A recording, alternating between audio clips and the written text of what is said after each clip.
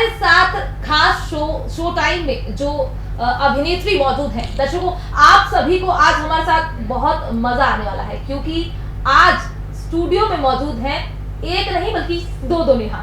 मैं हूं आपके साथ एंकर नेहा परिहार और मेरे साथ स्टूडियो में मौजूद है एक्टर मॉडल नेहा कपूर। नेहा, आपका बहुत बहुत स्वागत। Thank you very much red 9 को और हमारी जो एंकर है नेहा जी को, thank you very much. Neha, सबसे पहले हम आपसे जानना चाहेंगे कि आपके एक्टिंग करियर की शुरुआत आपने कब और कैसे की? एक्टिंग करियर की शुरुआत तो थोड़ा सा एक कहते हैं ना कि जिसको बहुत फेरी टेल वाला स्टोरी था। जैसे कि आप जानते हैं कि मैं देवास से बिलोंग करती हूँ, बहुत छोटी सी जगह है। वहाँ पर मॉडलिंग और एक्टिंग के लिए सोचना इट्स क्वाइट टफ डील। तो वहाँ पर मैंने शुरुआत करी थी पहले मॉडलिंग से और धीरे धीरे डांसिंग को साइड में रखा था। दैन जब मैं मुंबई पहुँची मॉडलिंग में मैंने अपना ग्लैडरेक्स मेगा मॉडल हंट किया। दैन और इन 2013 में मुझे मिस ग्लोरी ऑफ इंडिया का क्राउन मिला। उसके बाद मैंने सोचा कि चलो एक्टिंग के लिए भी ट्राई किया जाए, तो एक्टिंग के लिए ट्राई किया। लेकिन बहुत मज़ेदार बात है नेहा, अगर आप भी मेरी बात से अगर मुकाफित करेंगी तो उस समय ना गाइडेंस के लिए कोई आपको अवेलेबल नहीं होता था और मुझे भी कोई नहीं था। बट धीरे धीरे ज़ीरो से स्टार्ट करते हुए मैंने ऑडिशंस देना चालू करे और मैंने छोटे छोटे किरदार निभाना चालू किए और एक्टिंग सीखी नहीं थी, मॉडलिंग सीखी नहीं थी, डांसिंग आता नहीं था, लेकिन ये तीनों चीज़ें मुझे चला रही हैं। तो जब आप फ्लोर पे होते हैं, आप टेक्निकल चीज़ें देखते हैं, तो ऑन फ्लोर मैंने बहुत सारी चीज़ें सीखी हैं और एक्टिंग धीरे करते करते समझकर इमोशंस को समझना और मेरे ख्याल से कुछ हद तक मेरे अंदर में वो आ गई। तो उसके बाद से फिर मैंने सीरियल्स करना चालू करे, फिल्म्स करना चालू करी और जब मुझे फिल्म्स में 2020 में दादा साहब फाल्के का अवार्ड मिला तो मुझे पहली बात तो यकीन ही नहीं हो रहा था कि मुझे कैसे मिल सकता है। भले ही आपने बहुत काम किया हो, एक जहन में आपके रहता है, माइंडसेट होता है कि जो थिएटर आर्टिस्ट है वो तो एक्टर ही होते हैं, मतलब उनको सीखने की क्या ज़रूरत हो, तो सीखे हुए हैं और हमने कभी सीखा नहीं है। लेकिन जो फिल्म थी मेरी ग्लोरियस डेड, उस फिल्म में आप मानेंगे कि अल्बानिया से एक्टर थे, ऑस्ट्रेलिया से एक्टर थे, मतलब इंटरनेशनल एक्टर थे और उसमें मुझे बेस्ट सपोर्टिंग एक्ट्रेस का अवार्ड मिला। तो मेरे तो पैर बिल्कुल ज़मीन पे नहीं थे और मुझे बहुत अपने ऊपर गर्व महसूस हुआ और आई थिंक उसके बाद से मैंने अपनी जो ये कला है इसको और सीरियसली लेना चालू किया और अपने ही हिसाब से मैं इसको और समझती गई।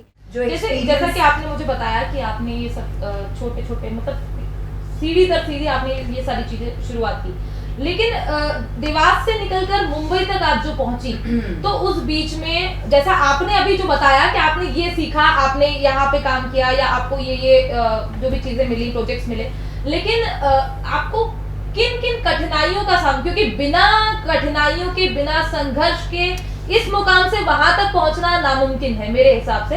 तो आप वो संघर्ष हमें बताएं, हमारे दर्शकों को बताएं कि क्या क्या संघर्ष आपने झेले हैं। नहीं, आपका हिसाब बिल्कुल सही है। वैसे तो देखिए, मेरा भी ये मानना है कि विदाउट फेलियर सक्सेस आपको नहीं मिलता है और मुझे लगता है कि सक्सेस की जो पहली सीढ़ी होती है वही फेलियर से स्टार्ट होती है। तो जब मैंने अपनी एक मंशा रखी थी अपनी माता के सामने कि माँ मुझे ये करना है, तो इट वाज अ शॉक कि अरे इसको मॉडलिंग करनी है, एक्टिंग करनी है, ये कैसे करेगी। और देवास में ये चीज़ें सुनना मतलब ये थोड़ा सा बिग डील हो जाता है। तो मैंने काफ़ी कुछ उसके पहले भी किया, जैसे मैं BDS हूँ, मैंने डॉक्टर की पढ़ाई भी करी है, एयर होस्टेस का भी किया है। तो मैं आपको क्या कहूँ, एक्टर नेहा या मॉडल या डॉक्टर या एयर होस्टेस? देखिए, आप एंकर है, आप अच्छे से सोच पाएंगी कि मल्टी टैलेंटेड को किस नाम से आप या मैं ये कह सकती हूँ कि नेहा नाम की लड़कियों में ये क्वालिटी होती है कि वो डिफरेंट लीग्स में अपने हुनर को दिखाती हैं। exactly. या ये भी मैं कह सकती हूँ। बिल्कुल बिल्कुल, ये तो ऑडियंस भी इस चीज से एग्री करेंगी कि नेहा में मतलब मल्टी टैलेंटेड वाली क्वालिटी तो बिल्कुल होती है। जी, अब मैं आपसे पूछना ये चाहूंगी कि आपका जो बचपन से लेकर जो आपकी स्कूलिंग थी, आपका कॉलेज का जो भी सेक्शन था, स्टार्टिंग से लेकर एंड तक, आपका जो एक्टिंग करियर है वो एक साइड है, ये जो रहा वो कैसा था? मतलब बचपन से आप पढ़ाई में कैसी थी, आपका इंटरेस्ट किन किन चीज़ों में था? ओके, सो पढ़ाई के बारे में मैं आपको बताती हूँ। मैं जब छोटी थी मैं पढ़ाई में बहुत अच्छी थी, मतलब 97%, बट वो 2% के लिए भी हम रोते थे कि क्यों नहीं आया। मतलब उसके बाद फिर धीरे धीरे आई वेंट इनटू स्पोर्ट, तो मैं नेशनल प्लेयर भी रह चुकी हूँ बास्केटबॉल एंड आप बेसबॉल। क्या क्या रह चुकी हैं, मतलब मैं क्या बताऊं दर्शकों को, आप क्या है मैं आपको एक शब्द में नहीं बांध पा रही हूँ। कोई बात नहीं, आपने ही कहा अभी कि नेहा नेहा मतलब इट्स अनलिमिटेड, यू नो। बिल्कुल, तो कंटिन्यू कीजिए आपकी जो जर्नी है बचपन से लेकर। तो मैंने कहा, जैसे आपको मैंने बताया कि मैं नेशनल प्लेयर भी रह चुकी हूँ, तो उसके साथ साथ मुझे लगता है कि उसके बाद मेरा थोड़ा पढ़ाई पे असर होने लगा था, तो फिर मैं थोड़ा सा पढ़ाई में ऐसी थी। देन मैंने पढ़ाई में MBBS करना चाहा, मुझे कार्डियोलॉजिस्ट बनना था। तो कार्डियोलॉजिस्ट में मेरा 3 नंबर से रह गया। और एक होता है ना यार कि इतना पढ़ाई करने के बाद भी अगर आप सिलेक्ट नहीं हो पा रहे हैं तो फिर क्या है। मैंने एलन इंस्टीट्यूट कोटा राजस्थान से अपना MBBS किया था, बट फिर I got selected in BDS, तो मैं डेंटिस्ट हूँ। बट फिर मुझे लगा कि मुझे फेम चाहिए, तो मुझे टीवी पे आना है। तो मैंने अपनी माता जी के आगे टीवी पे आने का शौक मतलब कैसे लगा, क्योंकि इतने ब्रिलियंट स्टूडेंट रहे आप, तो हर बच्चा ये चाहता है कि मेरे इतने अच्छे परसेंटेज आ रहे हैं तो मैं डॉक्टर बनूं या मैं इंजीनियर बनूं या मैं सिविल सर्विसेज में जाऊं। हाँ, मतलब आपने उसको छोड़ा क्यों? मुझे अरे बट आपने सुना नहीं, मैं पहले बहुत अच्छी स्टूडेंट थी, देखिए बाद में मेरा एक चीज होती है कि जैसे आपने एक्टिंग करियर की शुरुआत की, तो पहला पायदान क्या था? I think modelling. या मॉडलिंग, तो मॉडल से एक्टर बनना रिलेट करता है, लेकिन डॉक्टर से एयर होस्टेस बनना रिलेट नहीं करता है। मेरी रुचि काफ़ी थी, मतलब मैंने अपना जो करियर, मतलब हर क्षेत्र में थी। मुझे ऐसा लगता है कि आपको एक जीवन मिला है, और मुझे लगता है कि आपको इस जीवन में ना हर एक चीज़ का एक्सपीरियंस होना चाहिए। आपको अगर आप किसी चीज़ में परफेक्ट नहीं भी है या आपको मैक्सिमम नॉलेज नहीं है, फिर भी आपको अगर बेसिक नॉलेज है ना, तो मुझे लगता है कि वो मेरे लिए पर्याप्त है। तो बेसिक नॉलेज सबका होना चाहिए, तो इसलिए आई थिंक मुझे लगता था कि आपने मतलब डॉक्टर, एयर होस्टेस, फिर देन मॉडल, डांसर और एक्टर, ये सारी चीजों में, हाँ नेशनल प्लेयर, तो आपने ये सारी चीजों का एक्सपीरियंस ले लिया, और उसमें से आपने किसको चुना? मैंने चुना फेम को। क्योंकि मेरा ये मानना है कि मैं नाम बनाना चाहती थी, मैं नाम कमाना चाहती थी, क्योंकि मेरी माताजी ने इतना मुझे स्ट्रगल किया है, मुझे पालने में, मुझे एजुकेशन दिया है, मुझे संस्कार दिए हैं। तो मुझे ये था कि मैं अपना नाम बनाऊं, और मैं उनको वो गर्व महसूस हो उनको कि मेरी बेटी आज ये कर रही है और उसका नाम है और अच्छे तरीके से कर रही है। आई थिंक तो मुझे वो वहाँ तक पहुँचना है। आमतौर पर ऐसा देखा जाता है कि लड़कियों के जो घर वाले होते हैं वो हमेशा मतलब एक शहर से दूसरे शहर भेजने में भी बहुत हिचकिचाते हैं, लड़की है भाई। तो आपने जब आपके घर वालों को ऐसा बताया कि मुझे मुंबई जाना है, तो उनका रिएक्शन क्या था? मुंबई जाना है मतलब मैंने आपको कहा कि जब मैंने अपनी माँ को बताया कि चलो डेंटिस्ट का मुझे करना नहीं है माँ, इट्स वेरी अनहाइजेनिक टू, मतलब पहले तो रूट प्लांटेशन आया नहीं था इतना, तो मम्मा ने कहा कि यार बचपन है, नया नया शौक, नाचने गाना टीवी पे देखते हैं तो सबको होता है। तो माँ ने मुझे कहा कि अगर आपको लाइफस्टाइल चेंज करनी है तो आप फ्रैंकफिन ज्वाइन कर लीजिए। फ्रैंकफिन में आपको लगता है कि आप चलो एयर होस्टेस हैं, आप प्लेन में रहेंगी, आपका लाइफस्टाइल अलग हो जाएगा and you will feel good about it. तो उनके कहने पे मैंने वो भी किया, लेकिन एक मन में ना वो खुशी नहीं थी, वो सेटिस्फैक्शन नहीं था। तब मैंने फिर अपनी माता जी को बोला कि माँ मतलब मुझे प्लीज़ ट्राई करना है, मुझे आप 2 साल दो, एटलीस्ट मैं कोशिश करना चाहती हूँ। तो मैं अपने आप को बहुत खुशकिस्मत समझती हूँ कि मैं ऐसे परिवार में मैंने जन्म लिया कि मेरी माँ हमेशा मेरे सपोर्ट में रही है और हमेशा उन्होंने मुझे समझाया है, जो सिखाया है, और मेरा जो पूरा घर है वो स्ट्रॉन्ग वुमेन से बिल्कुल भरा हुआ है। तो मुझे लगता है कि वो कहीं ना कहीं स्ट्रॉन्गनेस या कॉन्फिडेंस मुझे वहीं से आया है। तो माँ ने बस मेरा हाथ थामा और उन्होंने बोला चलो ठीक है, फिर तो नेहा है, नेहा सब कुछ कर लेगी। बाकी तो आपको पता ही है। अच्छा नेहा, आप ये बताइए आपने कौन कौन सी फिल्में और कौन कौन से सीरियल्स में अभी तक काम किया है? ऐसा तो मैं आपको मतलब काफ़ी सीरियल्स में मैंने छोटे छोटे किरदार से मैंने आपको कहा कि मैंने चालू किया था। सबसे पहला मेरा जो था वो स्टार वन का एक सीरियल था जिसका नाम था प्यार की एक कहानी। उसमें मैंने सबसे पहला अपना डेब्यू किया था, आप बोल सकते हैं, जब मुझे पता चला कि अच्छा कैमरे के सामने ऐसे फेस करना है, कैमरे के सामने ऐसी एक्टिंग करनी होती है, तो वो मेरा फर्स्ट था। उसके बाद कई ऐसे कुमकुम भाग्य हो गया, मेरी आशिक कुमकुम भाग्य इट्स नोन सी या बिल्कुल। उसके बाद फिर जब मैंने शॉर्ट फिल्म्स करी, आप यूट्यूब पे आप देख सकते हैं। उसके बाद वेब सीरीज़ अभी बहुत OTT platform is very on like boom, तो वेब सीरीज़ काफ़ी करी है। और अभी रिसेंट में कोई ऐसी वेब सीरीज जिसमें आप अपकमिंग कोई प्रोजेक्ट आपका? रिसेंट में एक वेब सीरीज़ है जिसका नाम है 12 घंटे एक भूमि। और एक हमने एक नया, मैं आपको एक इंटरेस्टिंग न्यूज़ बिल्कुल देना चाहूँगी आपकी रेड 9 के माध्यम से मेरी ऑडियंस को, कि एक हमने क्राइम सीरीज बनाई है, एक पायलट बनाया है, और वो हमने पंजाब जाके बटाला में शूट करी है। हमारा यूट्यूब का एक चैनल है जिसका नाम है just like that vision space सुनी।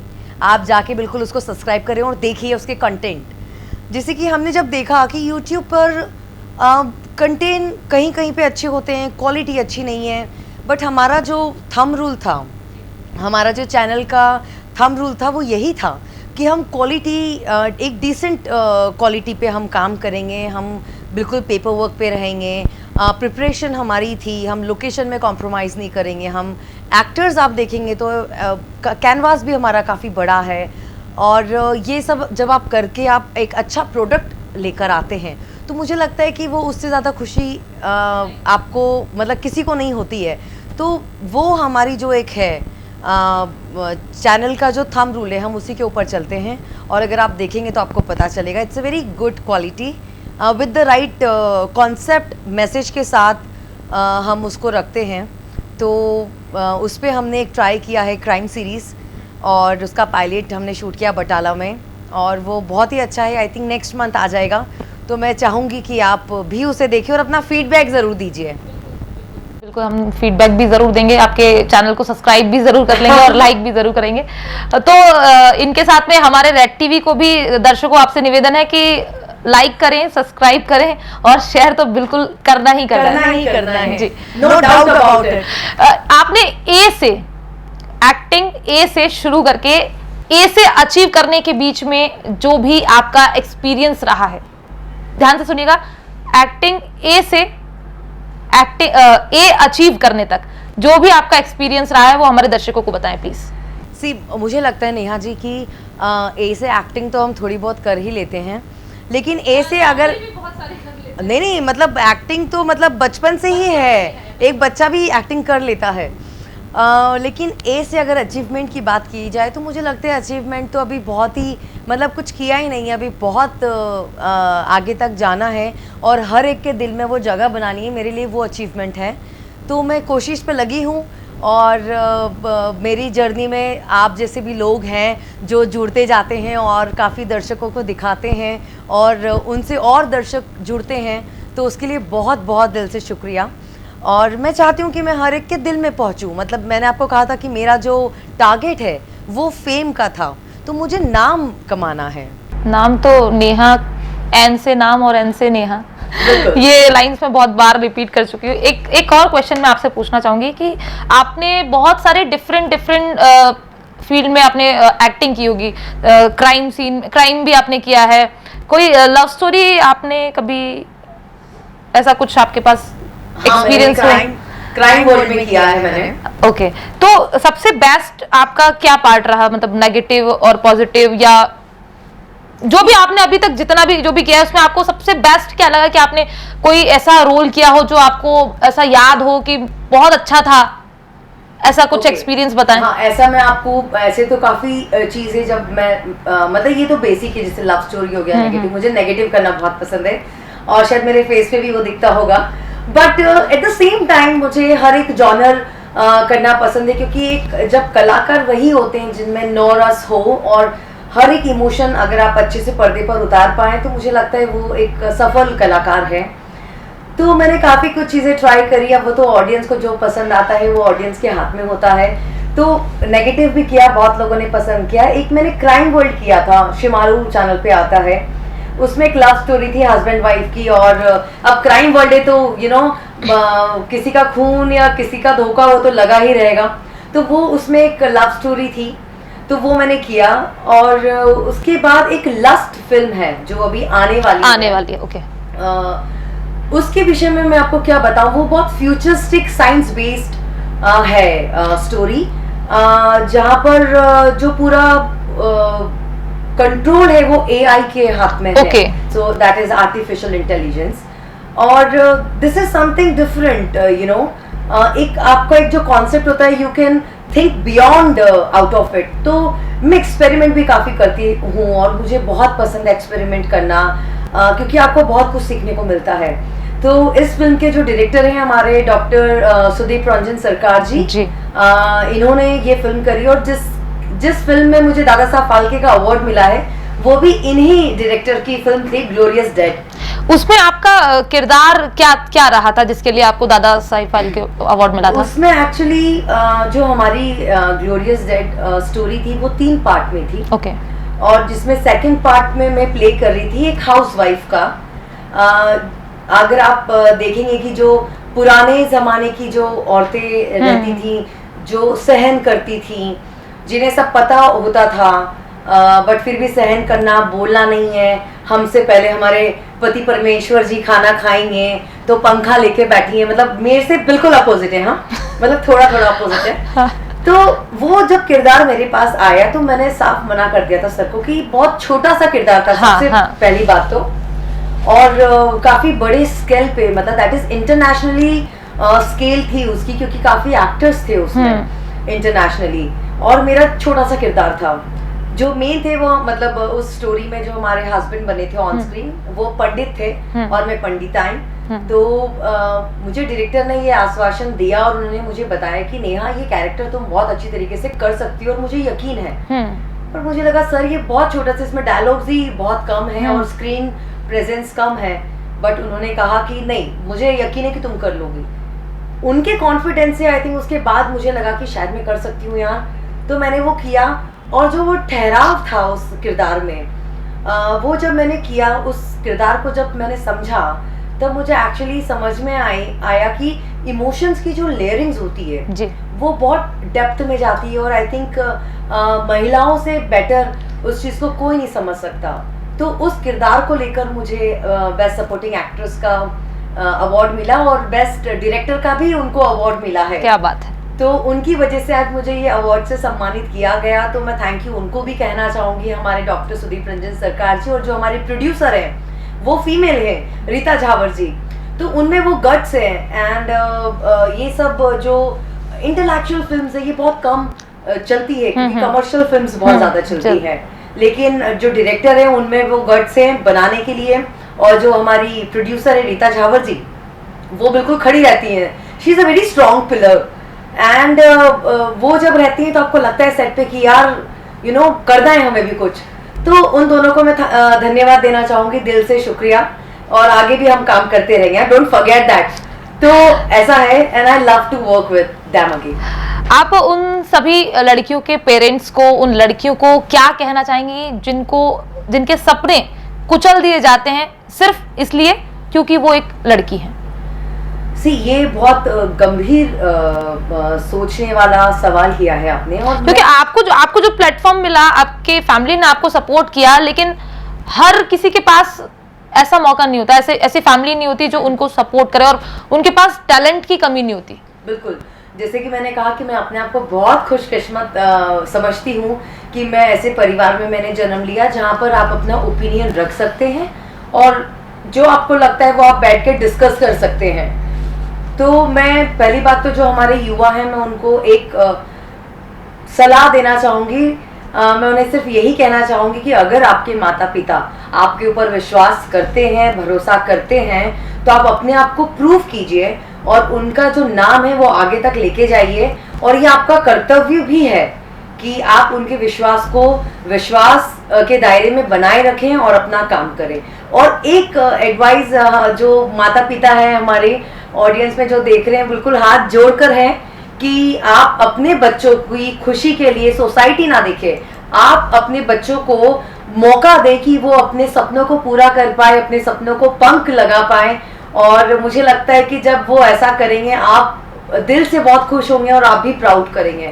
तो बस यही है कि आप अपने बच्चों पर भरोसा करके उन्हें मौका दें और बच्चे उस मौका का गलत फायदा ना उठाते हुए अपने आप को प्रूव करें। तो नेहा, हमने आपकी फिल्म एनकाउंटर देखी, हमें बहुत पसंद आई, लेकिन हम आपसे जानना चाहते हैं कि आपका उस फिल्म को लेके एक्सपीरियंस कैसा है, हमारे दर्शकों को जरूर बताएं। एनकाउंटर को लेके एक्सपीरियंस मेरा बहुत अलग था, क्योंकि एनकाउंटर ही एक एक्सपेरिमेंटल प्रोजेक्ट था हमारे लिए। और इसका क्रेडिट मैं ऑफ कोर्स हमारे जो डायरेक्टर है कपिल सोनी जी, उनको देना चाहूँगी। और ये आपको YouTube का जो प्लेटफॉर्म है, हमारा चैनल है just like that vision space Sony, उस पर अवेलेबल है, आप जाकर देख सकते हैं। जैसे कि मैंने आपको कहा कि हम जो भी कंटेंट बनाते हैं वो मैसेज रहता है उसमें, और बहुत ही डिसेंट क्वालिटी उसमें रखते हैं, हम कोशिश करते हैं। तो ये एक एक्सपेरिमेंटल था। एक लड़की को समझना चाहिए कि अगर कुछ ऐसी परिस्थिति आ जाए तो वो डरे ना और घबराए ना। वो मतलब आप अपनी सुरक्षा खुद कर सकती हैं। आपके लिए कोई अगर नहीं आए तो आपको डिपेंडेंट नहीं रहना है, आप अपने आप में ही काली हैं और दुर्गा है। और मुझे लगता है कि वो मैसेज हमने उसमें रखा है, और बहुत ही कम लाइटिंग्स में, और बहुत ही अच्छा एक्सपेरिमेंट था। मैं चाहूँगी मैं इसे शब्दों में बयां ना करूँ, मैं चाहती हूँ कि इसे आप देखें और अपना फीडबैक दें।